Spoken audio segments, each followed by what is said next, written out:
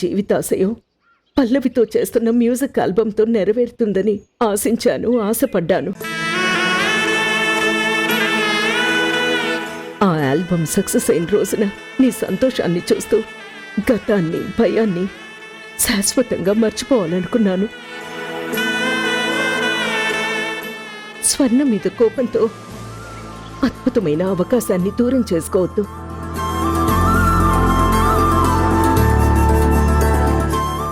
నీ మీద నమ్మకంతో చెప్తున్నాను, నువ్వు సక్సెస్ అవ్వాలి. ఎన్న ఆటంకాలు వచ్చినా తలెత్తుకుని నిలబడే స్థాయికి ఎదగాలి. చిన్న చిన్న కారణాలతో నీ ఫ్యూచర్ని, ఈ అమ్మ నమ్మకాన్ని దూరం చేయొద్దు. పల్లవికి స్వర్ణకి మధ్య డబ్బు తప్ప వేరే ఏ సంబంధం లేదు. నీ మంచి కోరి అమ్మగా చెప్తున్నాను, వెళ్ళి పల్లవితో మాట్లాడు.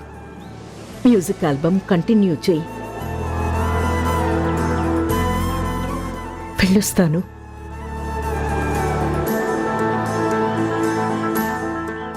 అమ్మా,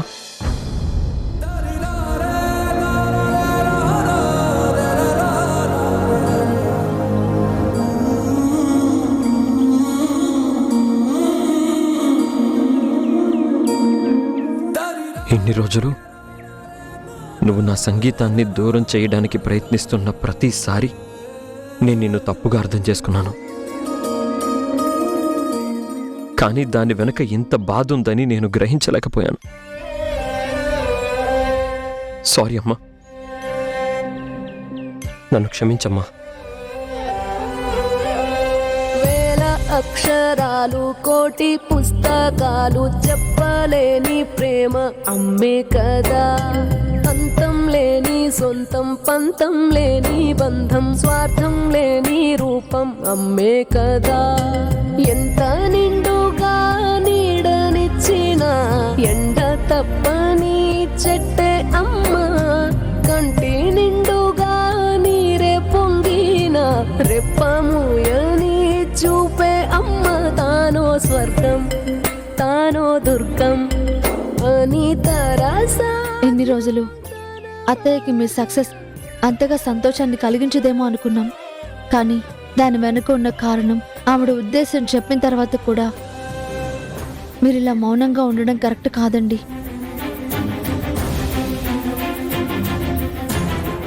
మొక్క వాలకుండా ఎదగడానికి కర్రని సపోర్ట్గా పెడతారు. అంత మాత్రాన కర్ర బలం కాదు, మొక్కకి ప్రాణం పోయేదు. ఎవరి సపోర్ట్ లేకుండా కెరీర్లో ఎదగడం అంత సులువు కాదు. అందరికీ ఆ అదృష్టం కలిసి రాదు. మనం సక్సెస్ అయిన రోజున శత్రువులు కూడా సలాం కొడతారు. ఆ స్థాయికి వెళ్ళాలంటే ఇప్పుడు తగ్గడం తప్పు కాదండి. దయచేసి అర్థం చేసుకోండి.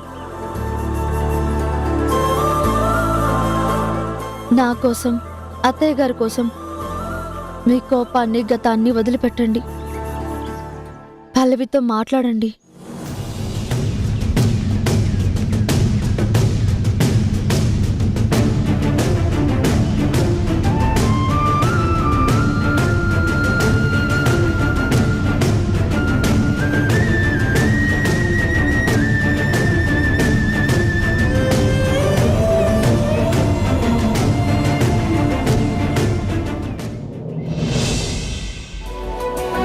మొత్తానికి ఎవరి సాయం లేకుండా బ్యాంక్ అప్పుతో మీ పేరెంట్స్ బిజినెస్ స్టార్ట్ చేశారన్నమాట. గ్రేట్. బ్యాంక్ అప్పు కాదది, దాన్ని లోన్ అంటారు. రెండు ఒకటేలే. నేను తెలుగులో చెప్పాను, నువ్వు ఇంగ్లీష్లో చెప్పావు. ఏ భాషలో చెప్పామన్నది కాదు, మనం వాడిన పదం బావుందా లేదా అనేది ముఖ్యం. నువ్వేం వాడినా బానే ఉంటావు. నాకు నిన్ను ముట్టుకునే అదృష్టం లేక రోజు రోజుకి వాడిపోతున్నాను. కకృతి పడకు. బిజినెస్ స్టార్ట్ చేస్తున్నారు కదా, ఒక ప్రాజెక్ట్ కంప్లీట్ అవ్వగానే నెక్స్ట్ మన పెళ్లి గురించి ఆలోచిస్తారు. మరి అప్పటి వరకు నువ్వేం ఆలోచిస్తావు? ఆలోచించడం కాదు, మా పేరెంట్స్ దగ్గర బిజినెస్ నాలెడ్జ్, టెక్నిక్స్ నేర్చుకోవాలనుకుంటున్నాను. ఇదేంటి సడన్ గా? మా అమ్మకి ఇండిపెండెంట్ గా ఎదిగే టాలెంట్, బిజినెస్ నాలెడ్జ్ ఉంది కాబట్టి మాకు ఏ ప్రాబ్లం వచ్చినా మేం ధైర్యంగా ఉండగలుగుతున్నాం. నేను కూడా మా అమ్మలా ఉండాలంటే తన దగ్గర ట్రైనింగ్ తీసుకోవాలని ఫిక్స్ అయ్యాను. నేనొక్కగానొక్క కొడుకుని కాబట్టి మా కంపెనీలో అలా అవ్వదురేను. అవుతుందో అవ్వదో నేను బిజినెస్ నేర్చుకుంటే తప్ప, లేక నీకు పోటీగా వస్తానని భయమా? హలో మేడం, పెళ్ళాం పోటీకొస్తే భయపడే పెరిగి మగజాతి కాదు నాది. ఆ పోటీని చూసి గర్వపడే ఆల్ఫా మొగుడి జాతి. ఇంతకీ కొత్త బిజినెస్ ఇనాగ్రేషన్ ఎప్పుడు? మాకేమైనా ఇన్విటేషన్ ఉంటుందా? కాబోయే అల్లుడివి. నేను వద్దన్నా సరే ఖచ్చితంగా పిలుస్తారు. నువ్వెందుకు వద్దంటావు? పార్క్ లో కూర్చుని పిచ్చి వేషాలు వేసినట్టు ఇంటి దగ్గర కూడా వేస్తావేమో అని. ఏంటి, నీ ఇంటి దగ్గర? ఇక్కడంటే ఎవరు లేరు కాబట్టి అడ్వాంటేజ్ తీసుకుంటున్నాను కానీ మీ ఇంటి దగ్గర అంటే బుద్ధిమంతుడికి బ్రాండ్ అంబాసిడర్ గా మారిపోతాను. ఇప్పుడు కూడా అంతే బుద్ధిగా ఉండొచ్చు కదా. ఉండొచ్చు, కానీ ఇక్కడ నీకు తెలిసిన వాళ్ళు నాకు తెలిసిన వాళ్ళు ఎవరూ లేరు కదా. అందుకని ఒక్కసారి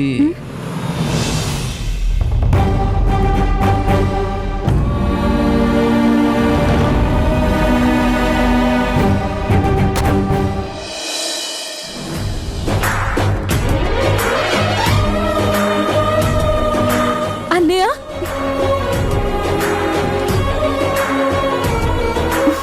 అన్నయ్య. ఎలా ఉన్నావు రేణు? బాగున్నానన్నయ్య, నువ్వెలా ఉన్నావు? ఇదిగో ఇలానే ఉన్నాను. హాయ్ సుహాస్. హాయ్ బావు గారు. పెద్ద బావు గారికి నా పేరు కూడా గుర్తుంది. మా చెల్లి ఉడ్బివి పేరే కాదు, నీకు సంబంధించిన ఏ డీటెయిల్ మర్చిపోలేదు. అవును, నువ్వేంటన్నయ్య ఇలా వచ్చావు? ఆఫీస్కి వెళ్తూ చూస్తే నువ్వు సుహాస్ కనిపించారు. ఓ, చూసి చాలా రోజులైంది కదా అని పలకరిద్దామని ఆగాను. నిన్నెంత దగ్గరగా చూసినందుకు ఐఎమ్ హ్యాపీరా. ఇంత ప్రేమున్న వాడివి ఇంటికి రావచ్చు కదన్నయ్య.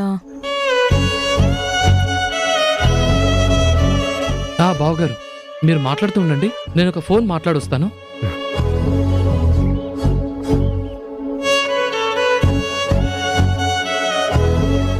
అన్నయ్య, నువ్వింటికి తిరిగొస్తే అమ్మా నాన్నే కాదు ఇంట్లో అందరూ నిన్ను క్షమిస్తారు. మనం ఇంతకు ముందు ఎంత హ్యాపీగా ఉండేవాళ్ళమో మళ్ళీ అలానే ఉండొచ్చు. ఉండలేను రేణు.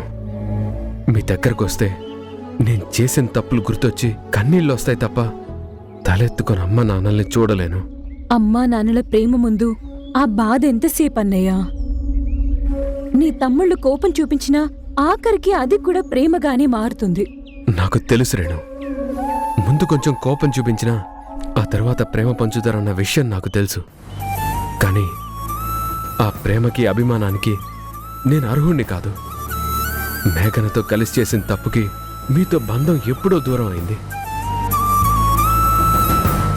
అన్నయ్య, నీకు మేమెప్పుడైనా గుర్తొస్తామా? మర్చిపోతేనే కదా రేణు. గతాన్ని తలుచుకొని నవ్వినా, భవిష్యత్తుకు భయపడి ఏడ్చినా ఫస్ట్ గుర్తొచ్చేది మీరే. అందరినీ దూరం చేసుకున్నానన్న బాధ, పశ్చాత్తాపం ఇప్పుడే స్టార్ట్ అవుతుంది. ఈ బాధ చివరకు ఏమవుతుందో, ఎవరి కథను ఎలా మారుస్తుందో తెలీదు. అది కాదన్నయ్య, నువ్వు ఒక్కసారి. వద్దురేను, నువ్వేం మాట్లాడద్దు, నన్ను మాట్లాడించొద్దు ప్లీజ్.